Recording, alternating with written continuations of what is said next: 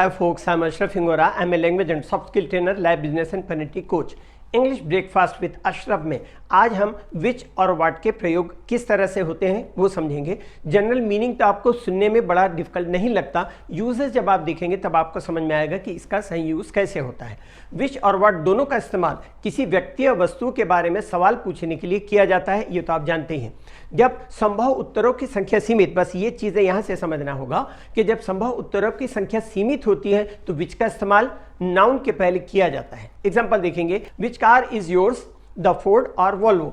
कौन सी कार तुम्हारी है, फोर्ड या वॉल्वो? तो यहाँ पर क्या है, सीमित में से, तो आपको विच का यूज करना है। आगे, which is better exercise, swimming और jogging.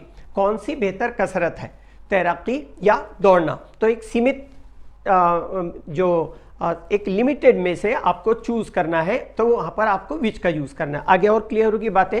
Which of the applicants has got the job, आवेदनकर्ताओं में से किसको नौकरी मिली, सीमित लोगों में से, इस तरह। अब देखें व्हाट का प्रयोग किस तरह से होता है। यहाँ व्हाट का यूज देखिएगा। व्हाट का इस्तेमाल प्रायः उस समय किया जाता है जब संभव उत्तरों की संख्या बड़ी हो।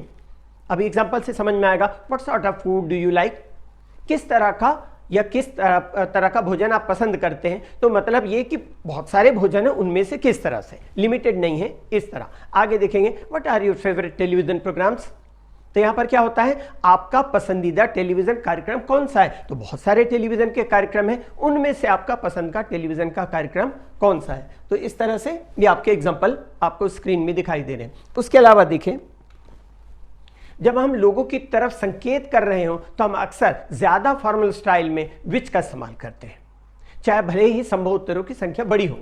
इन जनरल जो अभी आपने रूल देखा कि अगर उत्तरों की संख्या, आंसर्स की संख्या छोटी हो तो हम विच का इस्तेमाल करते हैं, ज्यादा के बीच की बात होती है तो फिर हम व्हाट का इस्तेमाल करते हैं। लेकिन कुछ कंडीशन ऐसी है जहां पर मैंने अभी बताया तो फॉर्मल स्टाइल में विच का इस्तेमाल किया जा सकता है, चाहे संभव लोगों की संख्या बड़ी क्यों ना हो।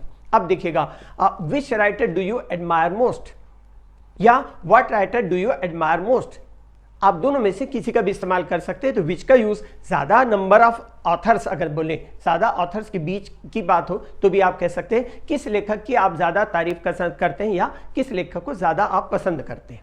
उसी तरह व्हाट और विच में सिर्फ विच के साथ ऑफ का इस्तेमाल होता है, व्हाट के साथ नहीं होगा। इस सेंटेंस के एग्जाम्पल से आपको समझ में आएगा। Which of his plays have you seen, तो उसके नाटकों में से कौन सा, मतलब कौन सा नाटक आपने देखा।